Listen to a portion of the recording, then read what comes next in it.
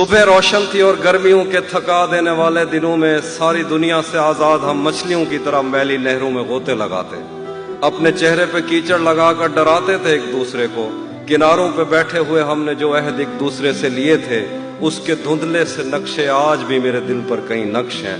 खुदा रोज सूरज को तैयार करके हमारी तरफ भेजता था और हम साया कुफ्र में एक दूजे के चेहरे की ताबिंदगी की दुआ मांगते थे। उसका चेहरा कभी मेरी आंखों से ओझल नहीं हो सका। उसका चेहरा अगर मेरी आंखों से हटता तो मैं कायनातों में फैले हुए उन मज़ाहिर की तफहीम नज़मों में करता कि जिन पर बज़िद हैं ये बीमार, जिनको खुद अपनी तमन्नाओं की आत्माओं ने इतना डराया कि इनको हवस के कफस में मोहब्बत की किरणों ने छूने की कोशिश भी की तो ये उससे परे हो गए।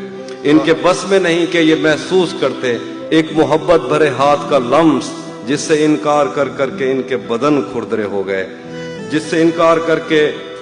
इनके बदन खुरदरे हो। एक दिन जो खुदा और मोहब्बत की एक किस्त को अगले दिन पर नहीं टाल सकते, खुदा और मोहब्बत पे राय ज़नी करते थकते नहीं, और इस पर भी ये चाहते हैं कि मैं इनकी मर्जी की नज़में कहूँ जिनमें इनकी तशफ़ी का सामान हो, आदमी पढ़ के हैरान हो, जिसको ये इल्म कहते हैं उस इल्म की बात हो, जिसको ये इल्म कहते हैं उस इल्म की बात हो। फ़लसफ़ा, दीन, तारीख़, साइंस, समाज, अकीदा, ज़बानें, मुआशी मसावात, इंसान के रंग व आदात व अतवार, ईजाद, तकलीद, अमन, इंतशार, लैनन की अज़मत के किस्से, फितरी बलाओं से और देवताओं से जंग, सुलह नामा लिए तेज़ रफ्तार घोड़ों पे सहमे सिपाही, नज़रिया समावात में कांट ने क्या कहा और उसकी जुराबों की फीतों की डिबिया, कीमिया के ख़जानों का मुंह खोलने वाला बाबल कौन था जिसने पारे को पत्थर में डाला, समंदर की तस्खीर और अटलांटिक पे आबादियाँ, मछलियाँ कश्तियों जैसी क्यों हैं और राफेल के हाथ पर मट्टी कैसे लगी। ये सवाल और ये सारी बातें मेरे किस काम की। पिछले 10 साल से